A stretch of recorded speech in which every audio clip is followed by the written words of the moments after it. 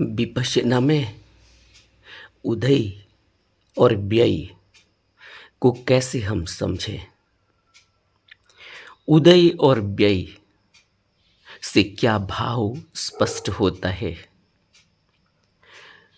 उदय और अस्त से क्या समझा जा सकता है? क्यों बुद्ध ने उदय और व्यय या उदय अस्त होते रहने वाली संवेदनाओं पर इतना जोर दिया है? क्या है यह उदय और व्यय? बहुत महत्वपूर्ण प्रश्न है यह। किसी भी विपश्यना के साधक के लिए, कोई भी व्यक्ति जो ध्यान में उतरना चाहता है, उसके लिए अपनी संवेदनाओं के उदय और व्यय होने को जानना बहुत जरूरी है। पूरा सार आध्यात्म का इस उदय और व्यय में आ जाता है। यह कोई मामूली सी बात नहीं है कि विपश्यना में संवेदनाओं का उदय और व्यय हमने समझ लिया। हम सब विपश्यना करते हैं और हम संवेदनाओं को भी उनके उदय और व्यय को भी समझने की कोशिश करते हैं, लेकिन आज तक हम उदय और व्यय के रहस्य को नहीं समझ पाए। इस पर बात करते हैं आज। सबसे पहले उन सभी मित्रों को धन्यवाद है जिन्होंने इस चैनल को ज्वाइन किया है। चैनल के पेज में जाकर ज्वाइन बटन ब्लू कलर में आपको दिखाई देगा, उसको आप ज्वाइन कर सकते हैं। ज्वाइन करने का उद्देश्य यह नहीं है कि कोई इस चैनल से पैसे कमाए जा रहे हैं। किसी मित्र ने प्रश्न पूछा था कि बुद्ध की शिक्षा को पैसे में बेचा जा रहा है। कोई पैसे में नहीं बेचा जा रहा है। यह एक फैसिलिटी है आपके लिए। इससे कोई भी वीडियो जो इस चैनल पर डाली जाती है वो तुरंत आप तक पहुंचती है। इसके अलावा आपको कुछ और फायदे भी होते हैं। कुछ कंटेंट ऐसे हैं जो सिर्फ मेंबर्स के लिए, जो ज्वाइन करेंगे उनके लिए होगा। और इसके अलावा जब कभी भी लाइव इस चैनल पर आपसे बातचीत हो सकती है, आपके प्रश्नों के उत्तर दिए जा सकते हैं और कुछ और चीज़ें हैं जिनका फ़ायदा आप ले सकते हैं। उसकी पूरी डिटेल आपको उसी ज्वाइन बटन के क्लिक करने के साथ ही मिल जाएगी। उद्देश्य पैसा कमाना नहीं है, उद्देश्य फैसिलिटी आपको मिलती है। ये यूट्यूब की तरफ से है, मेरी तरफ से नहीं। कुछ लोग हैं जो चैनल को पसंद करते हैं, उनको लगता है कि कुछ मदद की जा सकती है तो वो मदद कर सकते हैं इस माध्यम से। उसमें 4 प्रकार की मेंबरशिप है। जो भी आपको अच्छी लगे आप ले सकते हैं। वो आपकी सुविधा के लिए, वो आपकी विल है। उसमें ऐसा नहीं है कि कौन सी लेनी है कौन सी नहीं लेनी है। जो भी आपको अच्छा लगे वो आप ले सकते हो। और उद्देश्य उसका यही है कि आप चैनल से जुड़ते हो और नज़दीक आते हो। और उसके फ़ायदे भी आपको हैं कि आपको वीडियो खोजनी नहीं पड़ती। वीडियो जब भी चैनल में डाली जाएगी वो आप तक पहुंच जाएगी। तो इसके लिए कुछ भी ऐसा नहीं है, अगर आप नहीं भी ज्वाइन करें तब भी उसका फ़र्क कुछ पड़ने वाला नहीं है, लेकिन एक आत्मीयता की बात है। बहुत लोग चाहते हैं कि एक बार मुलाकात हो जाए, बात हो जाए, क्योंकि अपने प्रिय के नज़दीक हर कोई जाना चाहता है। जिसको जो अच्छा लगता है उसके प्रति एक आत्मीयता बढ़ जाती है। इसलिए अपने को सुखद अनुभव के लिए ये चीज़ें होती हैं। तो आप उन लोगों के लिए को धन्यवाद जिन्होंने इस चैनल में अभी तक जॉइन बटन को क्लिक करके जो जॉइन कर चुके हैं, और जो नहीं कर पाए हैं वह भी अगर जॉइन करेंगे तो एक समय ऐसा होगा कि हम सभी लोग एक साथ मिल सकते हैं। बात करते हैं कि उदय और व्यय विपश्यना में इतना महत्वपूर्ण क्यों है। यह जो उदय और व्यय है, जीवन इतना ही है जिसको हम अपना जीवन यह मानकर चल रहे हैं कि मृत्यु आनी किसको है। मृत्यु तो अभी बहुत दूर है क्योंकि अभी हम जवान हैं। मृत्यु तो अभी बहुत दूर है क्योंकि अभी हम बच्चे हैं। मृत्यु तो बहुत दूर है क्योंकि अभी हमारी उम्र, जो भी हमने मान के चली है कि हमारी मृत्यु होगी 100 साल में या 80 साल में, अभी उससे हम बहुत दूर हैं। लेकिन बुद्ध कहते हैं कि उदय और व्यय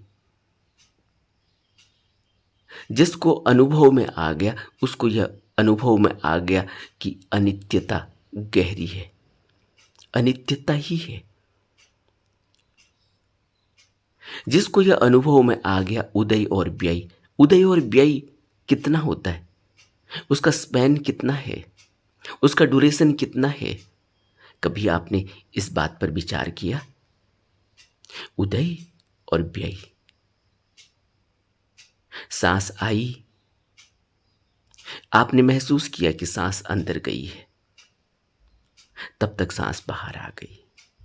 सांस अंदर आई, उदय हुआ, सांस बाहर गई, व्यय हो गया। जीवन उतना ही था, सांस अंदर गई, जीवन आया, सांस बाहर गई, मृत्यु घटित हो गई। अगर ना आए अगली सांस अंदर तो मृत्यु आ गई ना।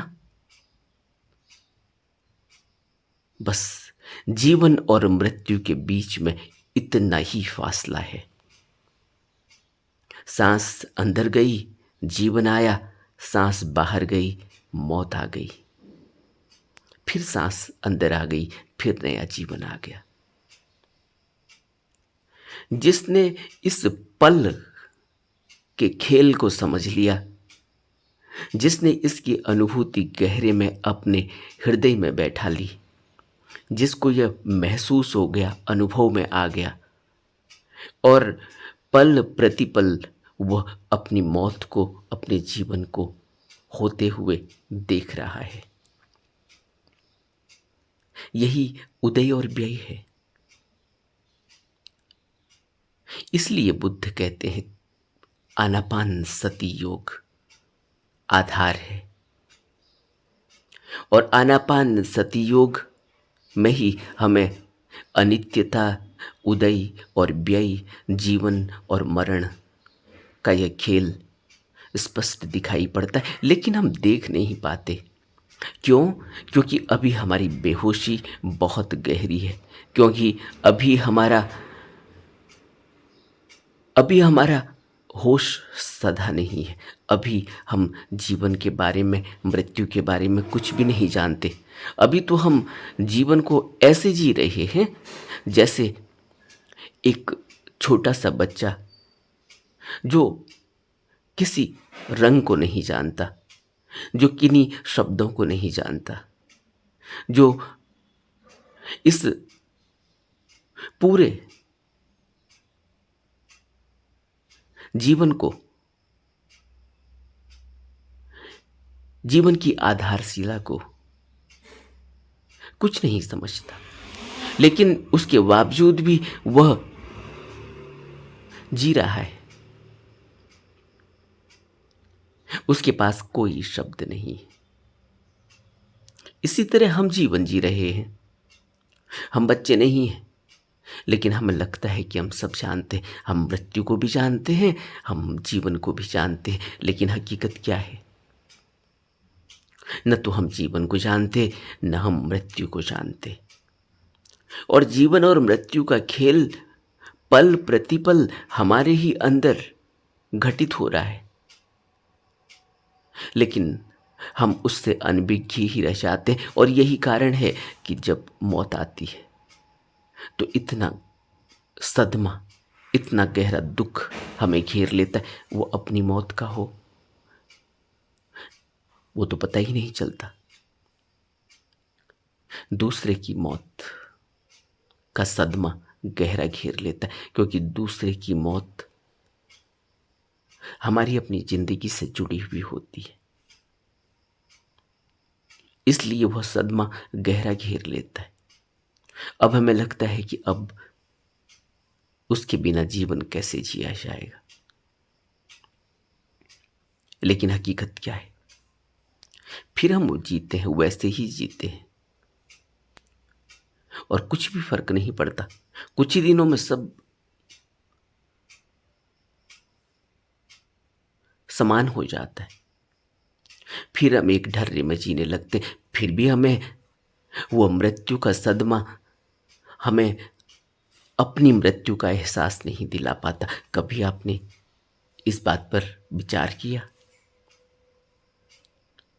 जो बिल्कुल ही अपने करीब हैं, जिनके बिना हमारे जीवन का कोई मूल्य नहीं है, हमारे जीवन का कोई आधार नहीं है, जैसा हम सोचते थे, लेकिन उनकी मृत्यु के बाद भी हम फिर एक ढर्रे में जीने लग जाते हैं।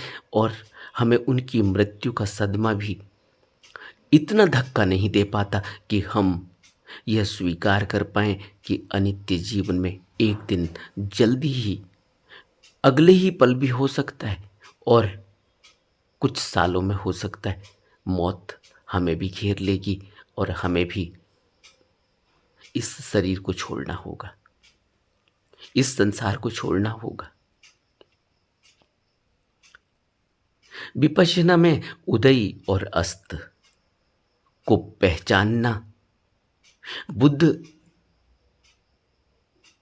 सेनासन सुत्त में हमें बताते हैं कि यह उदय अस्त की पहचान करने वाली सम्यक दृष्टि या सम्यक समर्थ प्रज्ञा से युक्त होता है एक भिक्षु। सेनासन सुत्त में बुद्ध ने भिक्षु के 5 लक्षण बताए, जिसमें यह 5 लक्षण होते हैं। वह इसी जीवन में शरीर में रहते हुए साक्षात कर लेता है प्रज्ञा विमुक्ति को, और प्रज्ञा से निर्वाण तक की यात्रा करता है। इसी शरीर में साक्षात करता है, पूरी तरह होश में जीवन को जीता है। सेनासन सुत्त बहुत ही महत्वपूर्ण सूत्र है बुद्ध का। नाथ वर्ग में, अंगुत्तर निकाय में इसको स्पष्ट किया गया है। उदय और अस्त को पहचानने वाली यह प्रज्ञा कैसे पैदा होगी? इसको बुद्ध कहते हैं कि आनापान सति का निरंतर अभ्यास, होशपूर्वक करते रहना कि सांस अंदर गई, जीवन आया, सांस बाहर गई, मृत्यु घटित हो गई। और जब विपश्यना में उतरे, जब विपश्यना करें, तब उदय और व्यय को देखते रहें। संवेदना उठी है अभी सुख की, और अगले ही पल व्यय हो जाता है, अगले ही पल वह सुखद संवेदना चली जाती है। सुखद संवेदना आई, जीवन में सुख का अनुभव हुआ, सुखद संवेदना चली गई, जीवन में सुख का अनुभव नहीं हुआ, जीवन सुख विहीन हो गया। संवेदना उठी दुख की, दुख का उदय हुआ, दुख के उदय होते ही जीवन में दुख ने घेर लिया, और अगले ही पल फिर वह दुखद संवेदना चली गई, जीवन से दुख चला गया। दुख का आना, दुख का जाना, सुख का आना, सुख का चले जाना, यह जीवन और मृत्यु की घटना है। और हम पल प्रतिपल इस अनित्यता से गुजर रहे हैं। इस सुख की और इस दुख की कोई हकीकत नहीं है, लेकिन दुख की हकीकत और सुख की हकीकत हमें महसूस होती है, और हम इनसे लिपट जाते हैं। या तो इनसे राग पैदा कर लेते हैं, या इनसे द्वेष पैदा कर लेते हैं। सुख आता है तो राग पैदा हो जाता है, हम उसमें अटक जाते हैं, उसको अपनी छाती से चिपका लेते हैं। और अगर द्वेष पैदा हो गया दुख से, तो फिर हम क्रोधित हो जाएंगे, फिर हम उस द्वेष की वजह से एक बहुत बड़ी लड़ाई शुरू कर देते हैं, और फिर उलझ जाते हैं, जीवन से उलझ जाते हैं। जबकि वह द्वेष पल के लिए था, एक पल द्वेष उठा था क्योंकि दुख पैदा हुआ था। क्योंकि हम उस दुख को स्वीकार नहीं कर पाए, और वह दुख की एक मियाद थी, उसका एक समय था, और अगले ही पल वो दुख चला गया, लेकिन हमारा द्वेष बना रहा। हम उस द्वेष पर अटक गए, हमने उस द्वेष को अपनी छाती से चिपका लिया। अब यह द्वेष हमारा पीछा करता है, अब यह द्वेष हमें नहीं छोड़ता, और एक दिन जब हम शरीर छोड़ते हैं तो यह द्वेष हमारे साथ चला जाता है संस्कार बन के। इसी तरह से राग है, उस सुख की अनुभूति को हम नहीं छोड़ना चाहते, जबकि वो एक पल के लिए थी, अगले ही पल वो बिनस गई, उसका अस्त हो गया, लेकिन हम उसको पकड़े हुए। इसीलिए तो आपने देखा इतने प्रश्न पूछे जाते हैं, उन प्रश्नों में यही होता है कि विपश्यना में पहले कोई अनुभूति हुई थी, पहले एक्सपीरियंसेस हुए थे, अब वह अनुभव नहीं होते। पहले विपश्यना में मन लगता था, अब मन नहीं लगता। पहले ध्यान साधना बहुत अच्छी चल रही थी, अब नहीं चलती। पहले बहुत अच्छे एक्सपीरियंसेस हुए थे आनापान में, लेकिन अब नहीं होते, क्योंकि हमने राग बांध लिया है, क्योंकि हमने यह सोचा है कि वही सुखद अनुभूति अब भी होगी। पल प्रतिपल हम मर रहे हैं, पल प्रतिपल हम जी रहे हैं। आनापान में हमने क्या देखा? उदय और व्यय की कहानी, उदय और अस्त की कहानी तो सिर्फ एक पल प्रतिपल की है। सांस आई, जीवन आया, सांस चली गई, मौत आ गई। अगर न लौटे सांस तो जीवन नहीं है, अब हम नहीं है। और हमने इस सांस को वापस लाने के लिए हम जितना मर्जी प्रयास कर लें, लेकिन हमारे हाथ की बात नहीं है।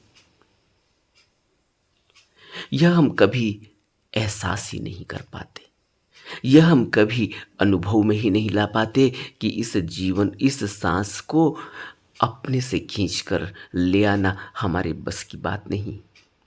हम बहुत असहाय हैं और यह असहायपन हमें दिखाई नहीं पड़ता। इसलिए नहीं दिखाई पड़ता क्योंकि इसमें अहम, इसमें मैं और मेरी, इसमें अहंकार, इसमें आत्मभाव पूरी तरह से भरा हुआ है। और इसी वजह से मैं यह मान ही नहीं पाता कि यह सांस मैंने जो अंदर खींची है, ये मैंने नहीं खींची। ये नहीं आती तो जीवन नहीं था। मृत्यु तो घटित उसी समय हो गई जब सांस बाहर गई थी। लौट कर आ गई, हम भाग्यशाली हैं कि फिर जीवन मिला है, पल प्रतिपल का। यह उदय और अस्त की कहानी है, यह उदय और व्यय की कहानी है। यही सुख दुख पर लागू होती है। इसलिए बुद्ध कहते हैं कि संवेदनाओं में उदय और व्यय को देखते रहो। यह उदय और व्यय की कहानी हमें यह बताती है कि कुछ भी सार नहीं है, कुछ भी नित्य नहीं है। जीवन इसी समय है, सुख इसी समय है, अगले पल वो सुख नहीं है, वो अस्त हो चुका है। दुख इसी समय है, अगले पल वो दुख अस्त हो चुका है और हम उसको बांध कर बैठ जाते, उसको छाती पर चिपका कर बैठ जाते। और यह हमारे अनंत जन्मों के इस भव में उलझने का कारण है। और फिर हम यहाँ से बाहर नहीं निकल पाते और फिर हम दोष लगाते हैं अपने भाग्य पर, फिर हम दोष लगाते हैं घर परिवार पर, फिर हम दोष लगाते हैं समाज पर, फिर हम लोग दोष लगाते हैं व्यवस्था पर, फिर हम दोष लगाते हैं ईश्वर पर।